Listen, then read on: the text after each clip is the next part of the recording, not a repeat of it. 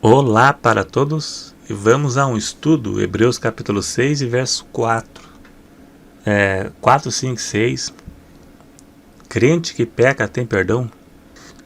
Eu vou ler, porque é impossível que os que já uma vez foram iluminados e provaram o dom celestial e se fizeram participantes do Espírito Santo e provaram a boa palavra de Deus e as virtudes do século futuro e recaíram, seja outra vez renovados para arrependimento, pois assim, quanto a eles, de novo crucificam o Filho de Deus e o expõem ao vitupério.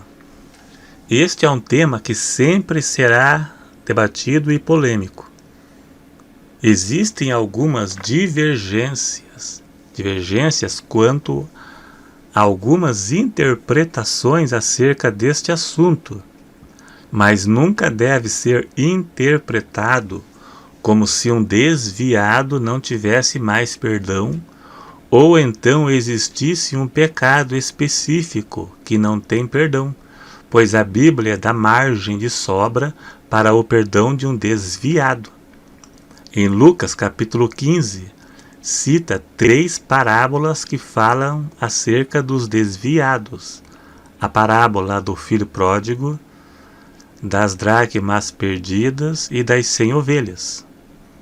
Tiago 5,19 está escrito: se algum dentre vós se tem desviado da verdade e alguém o converter, saiba que aquele que fizer converter do erro do seu caminho um pecador, salvará da morte uma alma e cobrirá uma multidão de pecados. Aqui fala exatamente do desviado e da importância de irmos atrás dos desviados. Apocalipse 2, verso 5 diz: lembra-te, pois, de onde caíste, arrepende-te e pratica as primeiras obras. Lembra de onde caíste, arrepende-te. Para cair precisa estar em pé. Em 1 João 2,1 diz: se pecarmos, temos um advogado. A questão é: se existisse um pecado específico sem perdão, qual pecado seria este? Então essa passagem de Hebreus 6,4 não se refere a alguém que não tem perdão mais. Vamos analisar já já. Qual foi o pecado do filho pródigo? Veja que o pai o recebeu de braços abertos, sem perguntar quais foram os pecados que ele havia cometido durante o tempo que ficou fora. Qual foi o pecado que ele cometeu? Será que foi adultério, fornicação? Adultério e fornicação não é pecado sem perdão, pois a Bíblia dá margem para o perdão. 1 Coríntios 5, do 1 ao 5, diz de um rapaz da igreja de Corinto que tinha um caso com a sua madrasta, e Paulo o entregou a Satanás para a destruição da carne, para que o espírito fosse salvo no dia do Senhor. E Deus perdoou o adultério de Davi. A Bíblia nunca citou um pecado específico para que seja considerado sem perdão, e nunca negou o perdão a um desviado. Então esse texto não pode ser tratado como alguém sem chance de perdão, ou que o perdão tenha sido negado por Deus, ou que exista um pecado específico que não tenha perdão. A porta da graça nunca se fecha. Enquanto existir esperança de salvação, a oportunidade sempre estará à disposição do arrependido. Eu vou passar alguns exemplos de interpretação acerca deste assunto, ou desse texto, de Hebreus 6. Eu vou passar 3. A primeira interpretação por parte de alguns seria uma advertência: se a pessoa deixar o Evangelho, ela correrá o risco de perder a salvação. Eu mesmo não concordo muito com essa interpretação. Já vamos chegar lá. A outra interpretação se refere a alguém que não se converteu, mas provou a palavra de Deus, viu sinais, ouviu a palavra, como o exemplo dos fariseus, por exemplo. em Mateus capítulo 12. Os fariseus nunca se converteram e blasfemaram contra o Espírito Santo. Negaram as obras do Espírito Santo de forma consciente e abusiva. Eles atribuíram uma obra de Deus ao diabo, de forma consciente e abusiva, e associado à religiosidade. Jesus expulsou um demônio e eles disseram que Jesus expulsou pelo poder de Beelzebu, Satanás. Mas este episódio aconteceu entre Jesus e os fariseus, que aconteceu esse diálogo com o próprio Jesus. Nos dias de hoje, Jesus não está mais aqui. Os milagres de Jesus foram reais e visíveis. Era o cego que enxergava, o paralítico que andava, o mudo que falava, o surdo que ouvia, e mais um monte de milagres reais e visíveis aos olhos de todos, que não deixavam sombra de dúvida quanto à veracidade. Os fariseus viram tudo isso, Jesus ressuscitando mortos. Tudo isso eles viram desde o princípio do ministério de Jesus. E Cristo tinha certeza que eles nunca voltariam atrás de negarem a Cristo e a sua obra.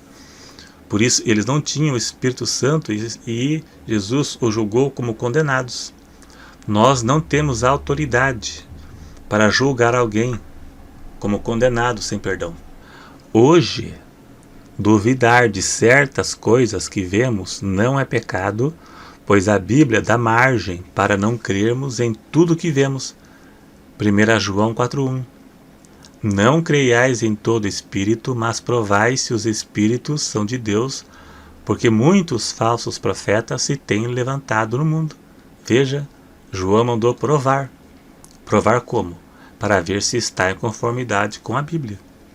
E uma pessoa está sujeita a julgar isso de forma errada, por falta de conhecimento suficiente, que não se caracteriza um pecado imperdoável, e não estará ao nível dos fariseus, porque a blasfêmia dos fariseus aconteceu com o próprio Jesus, que realizava milagres reais e visíveis, e isto não acontece hoje da forma que Jesus fazia.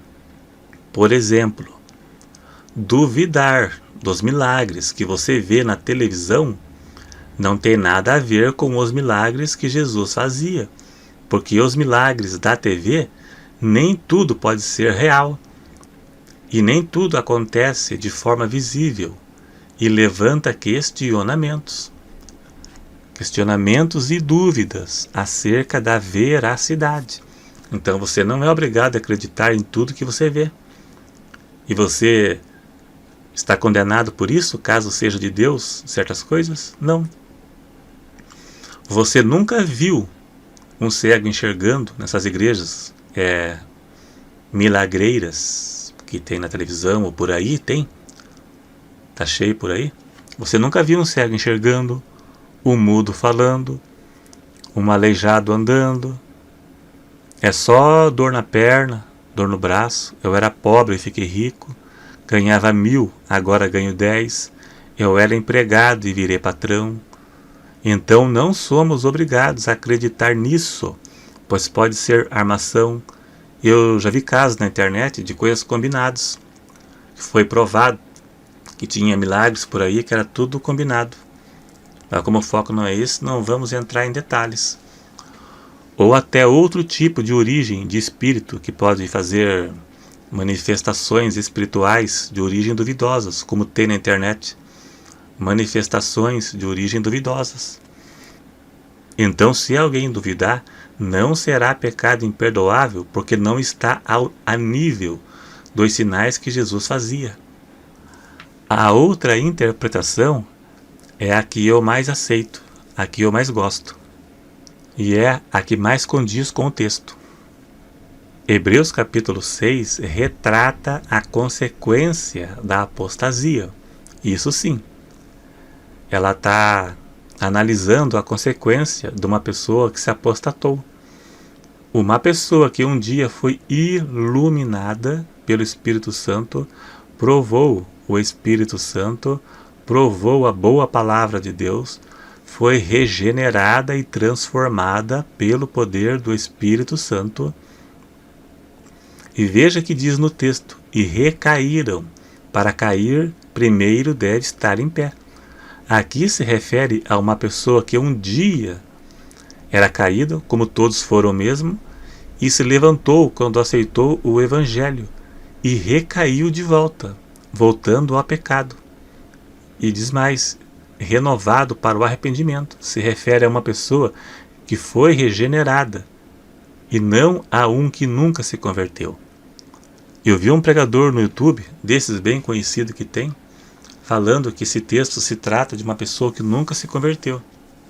Eu não concordo, não. Apesar do texto ser bem complicado, mas ele deixa claro: uma pessoa que recaiu, para cair precisa estar em pé. É impossível que seja renovado para o arrependimento. Arrependimento, renovado. É que diz: de novo crucificam o Filho de Deus, de novo, porque ele está voltando ao crime, voltando ao pecado. Aqui apresenta a apostasia como algo possível. Este ato está ligado a Hebreus 10, 26. Isso é a consequência da apostasia. Se pecarmos voluntariamente, não resta sacrifício pelo pecado. Hebreus 10, 26. É a consequência da apostasia. Esses dois textos estão ligados.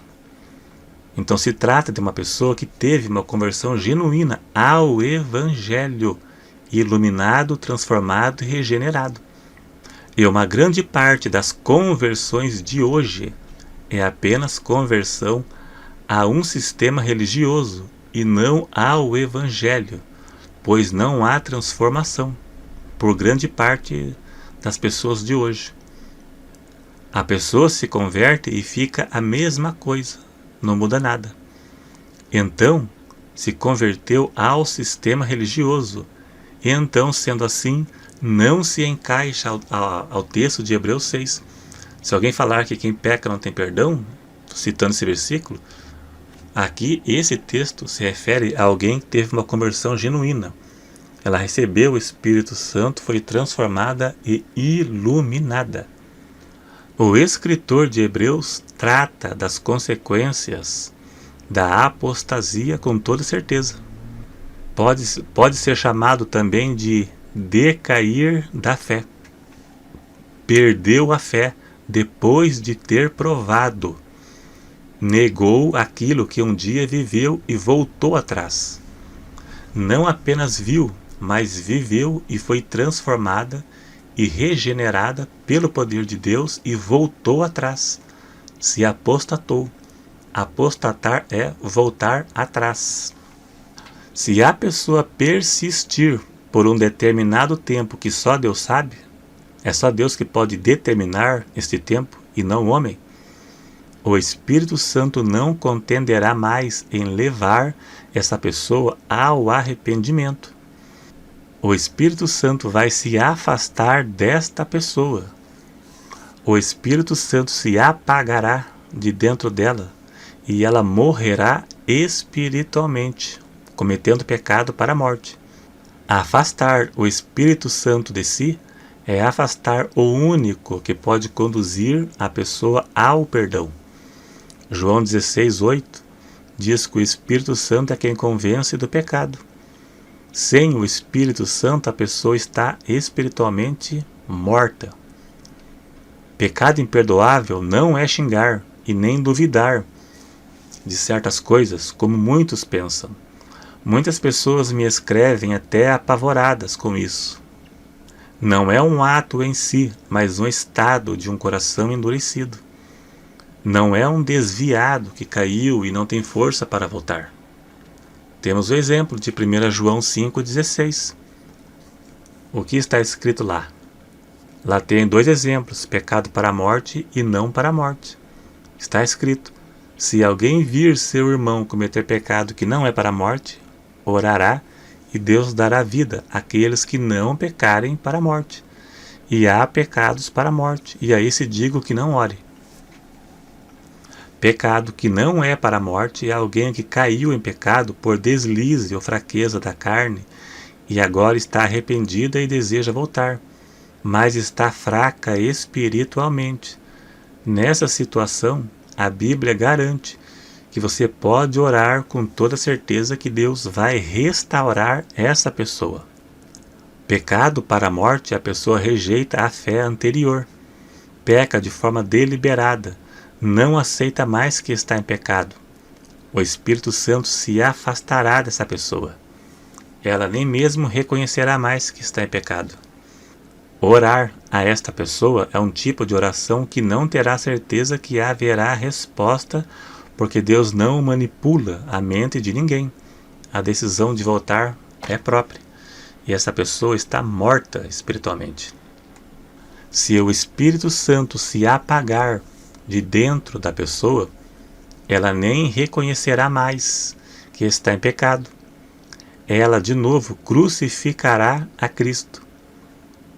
O desviado que peca e a consciência não acusa, possivelmente o Espírito Santo se afastou dela. Porque o desviado, a pessoa que viveu no pecado um dia, pecado para ele era algo normal. Ele pecava com naturalidade. Depois que ele se converte e é transformado, e ele se afasta, a consciência pesa. Ele peca, mas ele carrega um peso nas costas. Isso é doído. Ele sente o peso do pecado. O pecado pesa, dói. Ele carrega um fardo nas costas. Aí é o Espírito Santo acusando ele. Se hoje ouvirdes a voz, não endureçais o vosso coração, como fizeram os judeus no deserto, que acabaram morrendo prostrados. Ele sente o peso. Se um dia a mente não acusar mais, possivelmente o Espírito Santo se afastou. O pecado imperdoável é a apostasia, pois afasta o Espírito Santo de dentro de si.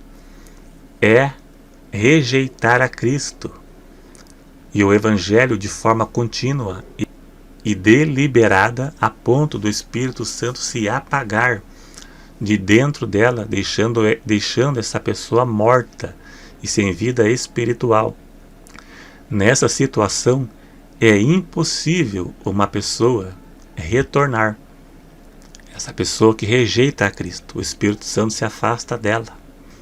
E fica impossível ela retornar, porque o Espírito Santo é quem convence a pessoa do pecado. Sem uma ação direta do Espírito Santo, é impossível a pessoa compreender que está em pecado e viver na presença de Deus. Quem arrepende tem perdão. Veja o caso do filho pródigo, que o pai o recebeu de braços abertos, sem perguntar quais foram os pecados que ele cometeu enquanto estava fora.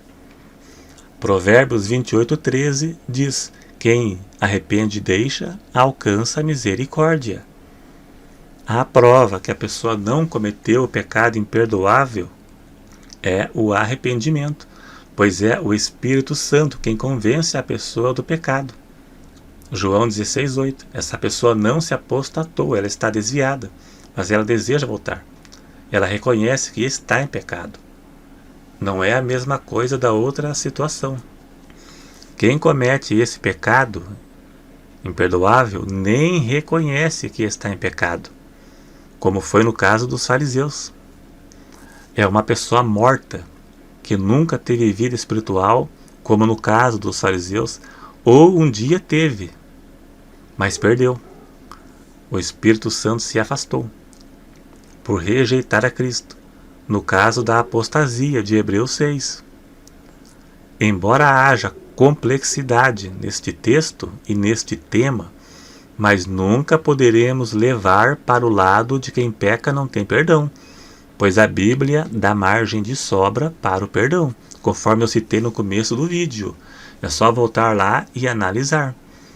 Deus dá margem de perdão para os desviados e aos crentes que pecam, pecado que não é para a morte. Não existe nenhum pecado específico considerado sem perdão. Tem que entender o que é blasfêmia contra o Espírito Santo. Eu vou deixar uns 2 vídeos, pelo menos, aqui no final, para você dar uma analisada. Então, apesar de ser complexo o tema, dá para explicar. O meu foco é ajudar pessoas. Eu ajudo muitas pessoas aqui pelo canal que acham que não tem mais perdão. Eu já faço isso há tempo. Eu já consegui convencer muita gente através da Bíblia que tem perdão sim. Pessoas até desesperadas. Depois me relataram que agora estão aliviadas, porque sabem que tem perdão. Se achar que não tem, me prove na Bíblia. Qual pecado é esse? Que pecado é esse? O pecado específico, que não existe. Então, obrigado a todos. Clique em gostei, clique no sininho para ativar as notificações e até o próximo.